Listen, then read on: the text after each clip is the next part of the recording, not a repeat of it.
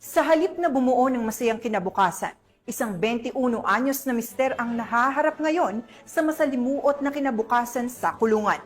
Matapos itong mahuli ng mga otoridad sa Paway, Ilocos Norte dahil sa paglabag sa Republic Act 9165 o ang Comprehensive Dangerous Drugs Act of 2002.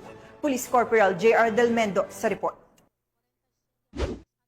Ang kawala sa mga otoridad ang isang 21 anyos na mister na isa ring street-level individual dahil sa paglabag sa Republic Act 9165 o Comprehensive Dangerous Drugs Act of 2002 sa Barangay Paratong, Paway, Ilocos Norte. Una rito, kasalukuyan noong nagsasagawa ng mobile patrol ang mga miyembro ng Paway Municipal Police Station sa nasabing lugar nang matsyempuhan ang nasabing sospek lula ng isang motorsiklo at mabilis ang pagpapatakbo mula sa timbog na direksyon. Ayon sa report, nang makita umano ng sospek ang mga pulis ay dito na agad umiwas ang sospek. Kasunod nito, ang kahina-hinalang pagtapon nito ng isang sunglasses case. Ang nasabing pangyayari ay nakita ng mga nagpapatrolyang pulis at nang kumpirmahin ang laman ng sunglasses case ay tumambad sa kanila ang dalawang plastic sachet ng hininalang shabu dahilan upang habulin ng mga otoridad ang sospek. Tinangka pa umano ng sospek na tumakas sa pamamagitan ng pagtalon sa madamong bahagi ng lugar pero matagumpay pa rin itong nahuli ng mga pulis. Maliban sa hininalang shabu ay narecover din mula sa sospek ang isang ziplock na naglalaman ng hininalang marijuana na may timbang na 10 gramo, 15 peraso ng open plastic sachets, ang nasabing sunglasses case at isang motorsiklo. Ang inventory at marking sa mga ebidensya ay sinagawa sa mismong pinangyarihan ng insidente sa presensya ng suspect at ng mga mandatory witnesses.